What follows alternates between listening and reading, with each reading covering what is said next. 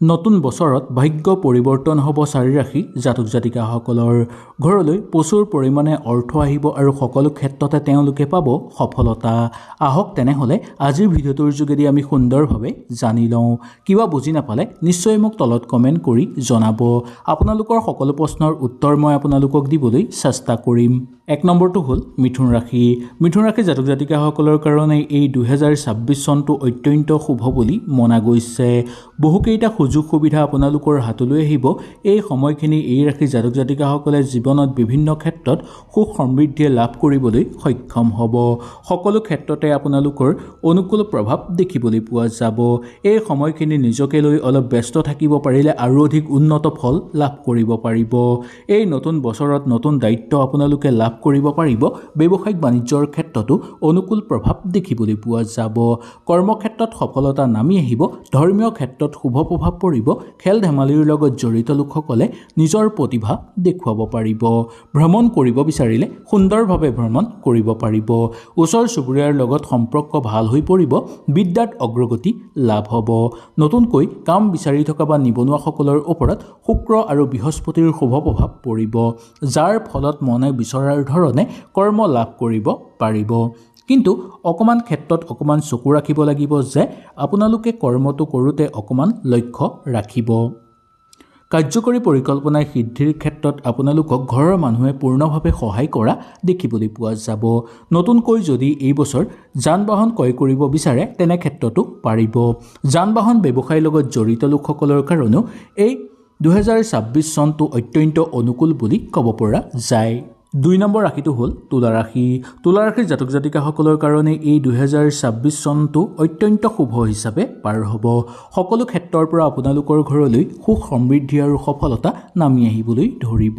নতুনকৈ কিবা কাম কৰিবলৈ বিচাৰিলেও বা কিবা কাম আপোনালোকে হাতত ল'লেও সেই কাম সুচাৰুভাৱে হৈ পৰা দেখিবলৈ পোৱা যাব।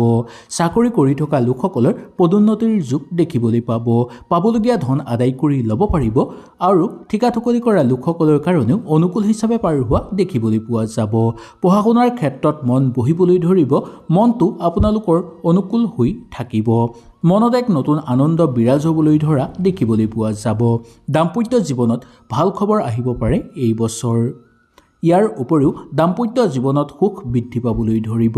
ব্যৱসায়িক বাণিজ্যৰ লগত জড়িত লোকসকলৰ কাৰণে ব্যৱসায়ত উন্নতি হ'বলৈ ধৰিব। আৰ্থিক ক্ষেত্ৰত বহু বেছি লাভৱান হ'ব পাৰিব। কিন্তু এটা কথাৰ প্ৰতি লক্ষ্য ৰাখিব লাগিব যে অবান্তিক খৰচৰ মাত্ৰা আপোনালোকৰ বৃদ্ধি পাব পাৰে, যাৰ ফলত আপোনালোকৰ প্ৰচুৰ পৰিমাণে অৰ্থ হানি হ'ব। ইয়াৰ ফলত বছৰৰ শেষৰ ফাললৈ কিছু কষ্টময় পৰিৱেশ হৈ পৰিব পাৰে। প্ৰেমত আপোনালোকৰ শুভ হ'ব। ভ্ৰমণ কৰিব বিচাৰিলে নিঃসন্দেহে আপোনালোকে ভ্ৰমণ কৰিব পাৰিব। নতুনকৈ কাম বিচাৰি থকা বা নিবনুৱাসকলে নতুন আশাৰ পথ বিচাৰি পাবলৈ সক্ষম হ'ব। ৰাজনৈতিক ক্ষেত্ৰৰ লগত জড়িত লোকসকলৰ কাৰণেও এই বছৰটো অত্যন্ত শুভ বুলি ক'ব পৰা যায়। কাৰ্যকৰী পৰিকল্পনা আপোনালোকৰ সিদ্ধি হৈ পৰিব। নতুন পৰিকল্পনা আপোনালোকে কৰিব বিচাৰিলেও নিঃসন্দেহে কৰিব পাৰিব। ঘৰত যদি কিবা মূল্যৱান সম্পদ আপোনালোকে এই বছৰ ক্ৰয় কৰিম বুলি ভাবিছে তেনে ক্ষেত্ৰতো সুন্দৰভাৱে সেই মূল্যৱান সম্পদ ক্ৰয় কৰিব পাৰিব। 3 নম্বৰটো মকৰ ৰাশি। মকৰ ৰাশিৰ জাতক জাতিকাসকলৰ কাৰণে এই 2026 চনটো অত্যন্ত শুভ বুলি মনা গৈছে। সকলো দিশৰ পৰা আপোনালোকৰ ঘৰলৈ উন্নতি আহিব। সকলো ক্ষেত্ৰতে আপোনালোকে সফলতা অৰ্জন কৰিব পাৰিব। নতুনকৈ কিবা কাম হাতত ল'লে আপোনালোকৰ অনুকূল হ'ব আৰু নতুন দায়িত্ব আপোনালোকৰ জীৱনলৈ অহাৰ যোগ দেখিবলৈ পোৱা যায়। জীৱনত চলি থকা সমস্যাবোৰ লাহে লাহে পাতলিবলৈ ধৰিব। আপোনালোকৰ আয়ৰ মাত্ৰা বৃদ্ধি পাবলৈ ধৰিব। আৰ্থিক ক্ষেত্ৰত আপোনালোকৰ স্থিতি আৰু অধিক শক্তিশালী হৈ পৰিব।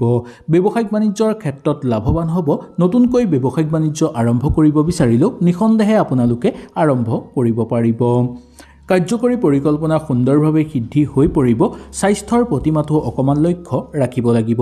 হঠাৎ কাহ চৰ্দি হোৱাৰ সম্ভাৱনা আছে, যাৰ ফলত আপোনালোকৰ কিছু অবান্তিক খৰচ বৃদ্ধি পাব পাৰে। তাৰ প্ৰতি লক্ষ্য ৰাখি স্বাস্থ্যৰ প্ৰতি লক্ষ্য ৰাখিব। কিন্তু ঘৰৰ মানুহৰ স্বাস্থ্য আগতকৈ আপোনালোকৰ উন্নত হৈ পৰিব। বিদ্যাৰ ক্ষেত্ৰত আপোনালোকৰ অনুকূল প্ৰভাৱ দেখিবলৈ পোৱা যাব। ভ্ৰমণ কৰিব বিচাৰিলে কৰিব পাৰিব, কিন্তু দূৰ ভ্ৰমণৰ ক্ষেত্ৰত আপোনালোকৰ অবান্তিক খৰচৰ মাত্ৰা বৃদ্ধি আছে। খেল ধেমালি কৰা লোকসকলৰ কাৰণে মধ্যম ফলাফল দেখিবলৈ পোৱা যায়। চাকৰিয়ালসকলৰ কাৰণে অনুকূল হিচাপে পাৰ হ'ব 70ৰ পৰা অকণমান বাছি চলিবলৈ চেষ্টা কৰিব, কাৰণ গোপন শত্ৰুৱে আপোনাক ক্ষতি কৰিবলৈ চেষ্টা কৰিব পাৰে। সেই গতিকে 70ৰ পৰা অকণমান যিমান বাছি চলিব তিমান আপোনালোকৰ কাৰণে মংগলময় বুলি ক'ব পৰা যায়। ঘৰ পৰিয়ালৰ ক্ষেত্ৰত সুখ শান্তি বৃদ্ধি পাবলৈ ধৰিব। ঘৰত যদি কিবা মাংগলিক অনুষ্ঠান অনুষ্ঠিত কৰিব আপোনালোকে বিচাৰে, তেনে ক্ষেত্ৰতো সুন্দৰভাৱে সেই মাংগলিক অনুষ্ঠান অনুষ্ঠিত কৰাৰ সম্ভাৱনা দেখিবলৈ পোৱা যাব। 4 নম্বৰ ৰাশিটো হ'ল মীন ৰাশি। মীন ৰাশি জাতক জাতিকাসকলৰ ভাগ্য বিশেষভাৱে সলনি হ'বলৈ গৈ আছে এই 2026 চনৰ। 2026 চনৰ মধ্যম ভাগৰ পৰা আৰু অধিক উন্নত ফল লাভৰ যোগ দেখিবলৈ পোৱা যাব। জীৱনত নতুন সুযোগ আপোনালোকে লাভ কৰিব পাৰিব। ধাৰ্মিক ক্ষেত্ৰত আপোনালোকে সফলতা অৰ্জন কৰিব পাৰিব বা ঐতিহাসিক সফলতা অৰ্জন কৰাৰ যোগ দেখিবলৈ পোৱা যাব। কেৰিয়াৰৰ ক্ষেত্ৰত নতুন সুযোগ লাভ কৰিব পাৰিব আৰু কোনো ফালৰ পৰা আপোনালোকৰ ঘৰলৈ হঠাৎ অৰ্থ লাভৰ যোগ দেখিবলৈ পোৱা যায়। ভাই ভনীৰ সৈতে সম্পৰ্ক আপোনালোকৰ মধুৰময় হৈ পৰিব। ঘৰ পৰিয়ালৰ ক্ষেত্ৰত সুখ শান্তি বিৰাজ কৰিবলৈ ধৰিব।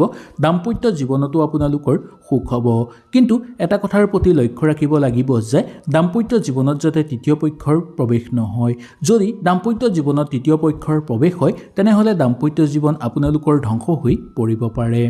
বন্ধুবৰ্গৰ লগত থাকোঁতে বন্ধুৰ পৰা পূৰ্ণ সহায় সহযোগিতা লাভ কৰিব পাৰিব। ব্যৱসায়িক বাণিজ্যৰ লগত জড়িত লোকসকলৰ কাৰণে অনুকূল হিচাপে পাৰ হ'ব। আপোনালোকে ভবা ধৰণে উন্নতি কৰিব পাৰিব। সন্তানক লৈ কিছু চিন্তিত হৈ পৰিব পাৰে। ইয়াৰ উপৰিও সন্তানৰ কাৰণে আনৰ পৰা আপোনালোকে কথা শুনিবলগীয়াও হ'ব পাৰে। বিদ্যাৰ ক্ষেত্ৰত মধ্যম ফলাফল দেখিবলৈ পোৱা যায়। সেই গতিকে বিদ্যাৰ ক্ষেত্ৰত অকণমান চকু ৰাখিবলৈ পাৰিলে চেষ্টা কৰাটো উচিত বুলি ক'ব পৰা যায়। ৰাজনৈতিক ক্ষেত্ৰৰ লগত জড়িত লোকসকলৰ কাৰণে মধ্যম ফলাফল দেখিবলৈ পাব। ৰৈ থকা ধন আদায় কৰি ল'ব পাৰিব। ঘৰত যদি নতুনকৈ মূল্যৱান সম্পদ ক্ৰয় কৰিব বিচাৰে বা গাড়ী মটৰ বা মাটি সম্পত্তি যদি ক্ৰয় কৰিব বিচাৰে, তেনে ক্ষেত্ৰত এই বছৰটো আপোনালোকৰ কাৰণে অত্যন্ত অনুকূল হ'ব বুলি ক'ব পৰা যায়। 5 নম্বৰ ৰাশিটো হ'ল মেঘ ৰাশি। মেঘ ৰাশি জাতক জাতিকাসকলৰ কাৰণে এই 2026 চনটো অত্যন্ত শুভ হিচাপে পাৰ হ'ব। বছৰৰ আৰম্ভণিৰ পৰাই আপোনালোকৰ ঘৰত নতুন নতুন সুখবৰ আহিব। ভাল ভাল সুযোগ বা সংকেত আপোনালোকে লাভ কৰিবলৈ সক্ষম হোৱা দেখিবলৈ পোৱা যাব। জীৱনৰ বিভিন্ন ক্ষেত্ৰত আগুৱাই যোৱাৰ সুযোগ লাভ কৰিব আৰু চলি থকা সমস্যাবোৰ আপোনালোকৰ পাতল হৈ পৰা দেখিবলৈ পোৱা যাব। ঘৰ পৰিয়ালত সুখ শান্তি আৰু সমৃদ্ধি বৃদ্ধি পাবলৈ ধৰা দেখিবলৈ পোৱা যায়। নতুনকৈ যদি আপোনালোকে কিবা চিন্তা কৰিব বিচাৰে এই বছৰ, তেনেহ'লে সুন্দৰভাৱে চিন্তা কৰিব পাৰিব। বহু ক্ষেত্ৰত আগুৱাই যোৱাৰ সুযোগ লাভ কৰিবলৈ সক্ষম হোৱা দেখিবলৈ পোৱা যাব। কৰ্মক্ষেত্ৰত মান যশ বৃদ্ধি পাবলৈ ধৰিব। পদোন্নতিৰ সম্ভাৱনা আছে।